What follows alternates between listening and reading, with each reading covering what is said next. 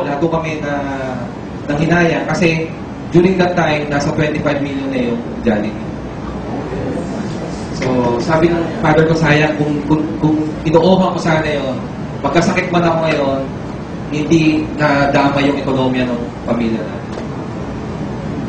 Deep inside me, nagsisiyo ko at nagkaroon ako ng grudges sa father ko.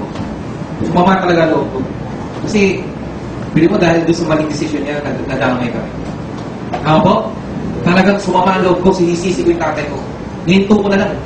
Kasi patay na siya. Patay na eh. Nihinto ko na. So, pero it was a challenge in my part kasi right now, I'm a father also. When I was invited in the business, tatay na ako. I have 4 kids. Now, ang sabi ko, ayoko mangyari yung nangyari sa tatay ko. Kung saan dumating yung opportunities, binaliwala. Tama? And buti na lang mo, kinagat ko yung offer. And because of this, hindi na bumalik ng Amerika. And because of this, nakikita ko kahit paano may magandang future. Yung tipong magbantay yung ako ngayon, meron ako magandang may iwan na legacy. At kahit paano pag-aari yung mga... Di ba? So, it's a good, di ba? It's a good thing na meron tayong desisyon, meron tayong ginagawa. So, also, there's a possibility also na ganun din ang mangyari sa atin. Tama ba yun? Yes. Ito, tanong ngayon. What if 5 years after, 10 years after, tanungin tayo ng anak natin, Tay, bakit tayo mahirap? Ba't tayo walang ganyan? Ba't tayo walang ganyan? Hindi ka kasi nag-royal.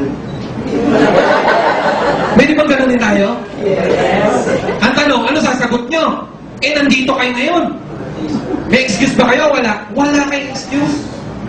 So I would rather tell you and challenge you to make the wise decision also right now. Diba? Nakita nyo maganda? Make the wise decision. Yes or no? Kasi pag sila nagtanong, hindi natin may sagot yung pwede mo sabihin, ay wala yata ako, absent ako. Nandito ka ngayon. Diba? So dapat gumawa tayo ng desisyon. Tanungin niyo sarili niyo ngayon. Hindi ibang tao, kayo nakakita eh. Tanungin niyo sarili niyo, maganda ba? Maganda, maganda. Convince o convince o convince? Deal or no deal? Deal! Maraming salamat po and God bless you.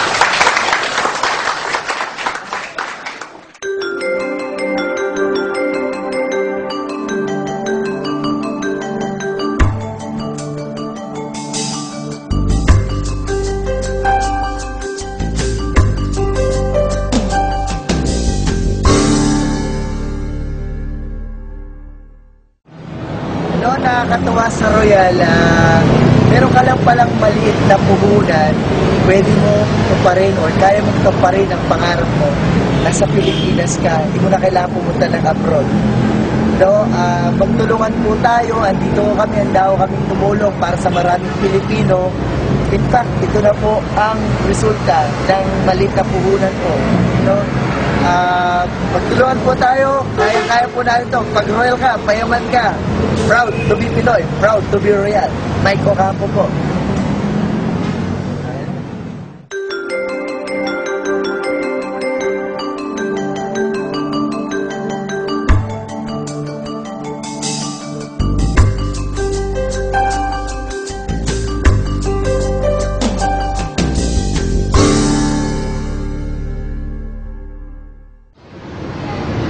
Ayan, kumusta? Ako si Doc Luz Mercado. Ako isang proud na distributor ng Royal Business Club. Imbitahan ko kayo na sumama sa amin. Sabi nila sa Pilipinas daw walang pera. Mali, dito sa Pilipinas, as long as sa Royal ka, panalo ka. Sabi nila, hindi ka raw pwede mag-business dito sa Pilipinas. Naniniwala ako isang simpleng Pinoy, pwede magkaroon ng negosyo sa Pilipinas dahil sa Royal. Welcome, Royal Business Club.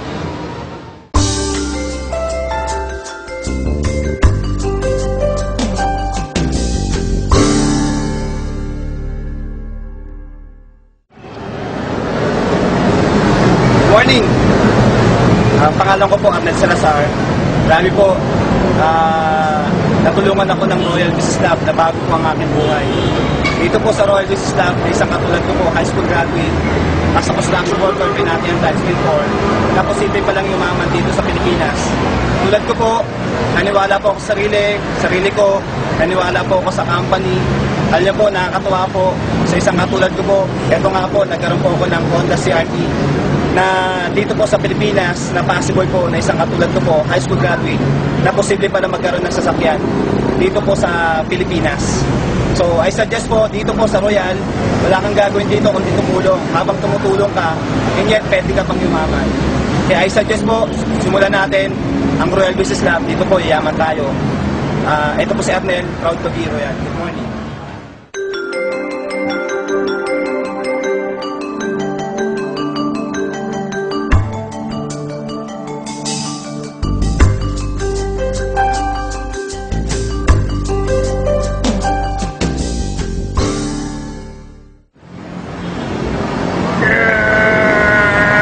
Grabe, Royal, number one, payaman, woo!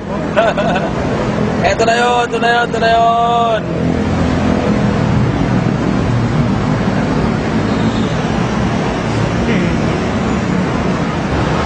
Hi, good morning po. Ako po si Michael Doma, dati pong caregiver sa US. And na-uwi po dito sa Pilipinas. And nakakatuwa, nakikita din po ako sa Real, katulad po ninyo. And ang nakakagulat po doon, nung ginawa ko po yung negosyo, nung naniwala po ako, after 10 months, ito na ako yung kapalit niya. No, ang nakakatuwa, 1 year na po sa akin mahigit, no, itong coaching to. And doon po natin makikita, no, na yung tiwala mo dito, no, sa daling panahon ng itong resulta kaagad na katulad nito ang kapalit. Kaya sana kayo, no, huwag na kayo mag-isip-isip pa, huwag na nang patagalin dahil pinag-isipan na po namin ito para sa inyo. Kaya na nakakatawa ko, ito po yung resulta, no, basta maniwala lang po kayo. So, pag royal ka, payaman ka. Go Phoenix, number 1.